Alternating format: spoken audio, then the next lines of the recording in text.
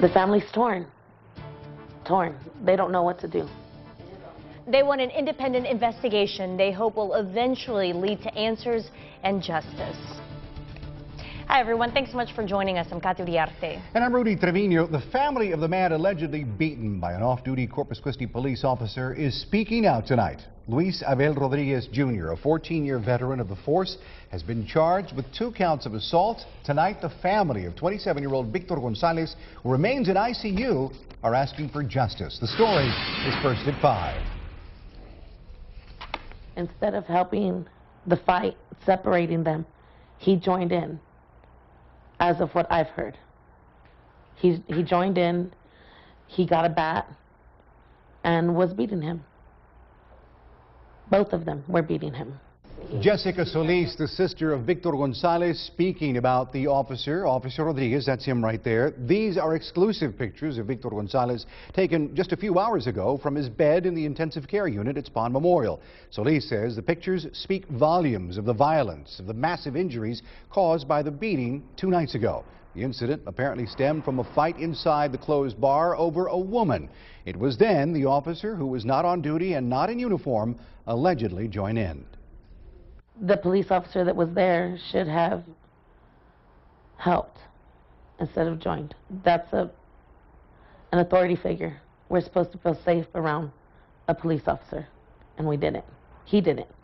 On 3 News at 6 o'clock, we're going to hear from the family's attorney, who says a lawsuit could be filed in this case. That's coming up on 3 News at 6 o'clock. And now to a rash of copper thefts from homes under construction draws police to the city's south side. At least 4 homes were hit by thieves who made off with thousands of dollars worth of wiring. Kim Passoff is live from one of the crime scenes with the very latest on this. Kim?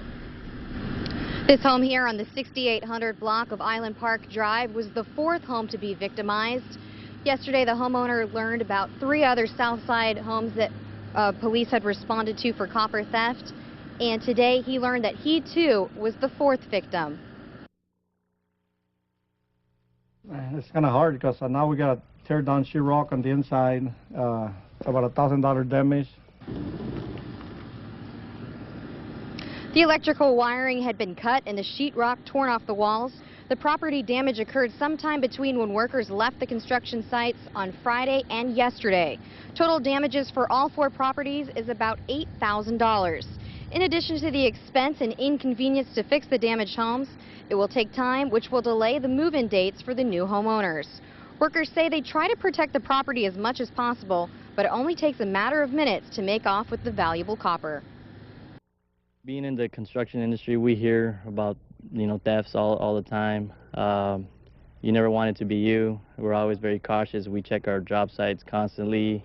We try to secure our workplace as secure as possible, but it's almost impossible to do it. Now, police are asking for your help tonight in solving these crimes. If you know anything, please call Crime Stoppers. That number, 888-TIPS. Reporting live tonight, Kim Passoff, 3 News. Thank you, Kim.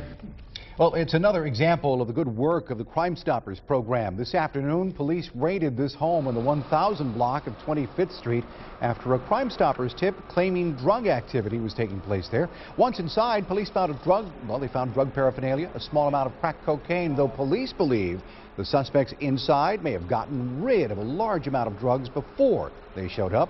In all, 4 people were arrested, and 1 observant neighbor will soon be receiving a Crime Stoppers report or reward. Somebody made some money.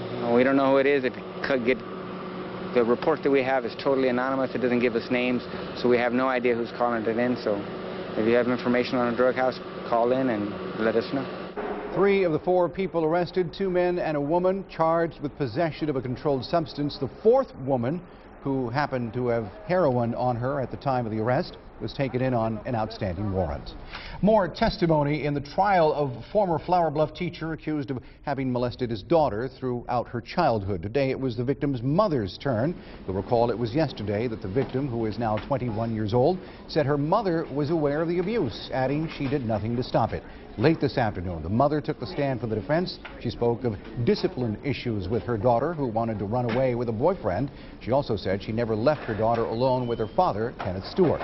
The trial continues tomorrow. And just after noon today, an unfortunate accident on the island involving 2 drivers and a cell phone. Pulled over to get a text message. The other guy clipped the back end of him, flipped. That's right. Police say the driver using the cell phone was not at fault. That's because he pulled over completely off of Park Road 22 to text. But the driver behind him in a Ford Explorer, for whatever reason, drove out of his lane and clipped the first car. That caused the Explorer to flip at least once. No major injuries for either driver, though both were taken to the hospital to be checked out. The driver of the Explorer was given a ticket for failing to stay in his lane. Corpus Christi police plan to charge this man with auto burglary and credit card abuse. He's seen here in surveillance video. Police believe that he broke into a car on Lazy Willow Court back on July 13th. They think he took a wallet from inside that car and used the credit cards inside. The suspect is described as a white male, early 20s, with a thin build. He's a fan of UT, as you can make out a Longhorn hat in this video. If you can identify this man, call Crime Stoppers. You will be eligible for a cash reward. Now, the crime caught on videotape. Police say a private surveillance camera captured some taggers in the act. The destruction happening in the 1300 block of stores back on Wednesday, July 21st, just before 2 in the morning. Police have given us clear pictures of the work, as well as, of course, in hopes that it'll lead to an arrest. The two male graffiti vandals tagged the names Zero and Best on the fence. The female tagged the name Eve.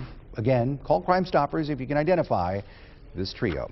A 22-year-old man seriously injured after a 15-foot fall from the deck of an island bar remains hospitalized. Staff at Christus Spahn Memorial report Justin Schwab is still in intensive care. Early last Wednesday, he was drinking with friends at Flip Flops Bar. His friends say that he leaned back against wooden railing and that railing gave way. Schwabe landed on his head, cracking his skull. Schwabe has suffered significant brain trauma. The family of the King High School graduate has hired an attorney and filed a lawsuit against the bar. It's bon voyage for one of the Columbus replica ships. The Niña this morning left the Corpus Christi Bayfront for a dry dock in Aransas Pass. The reason? Well, a little maintenance work before the city hands over the vessel to the Columbus Sailing Association. After the ship is rehabbed, the association has agreed to take responsibility for the tourist attraction.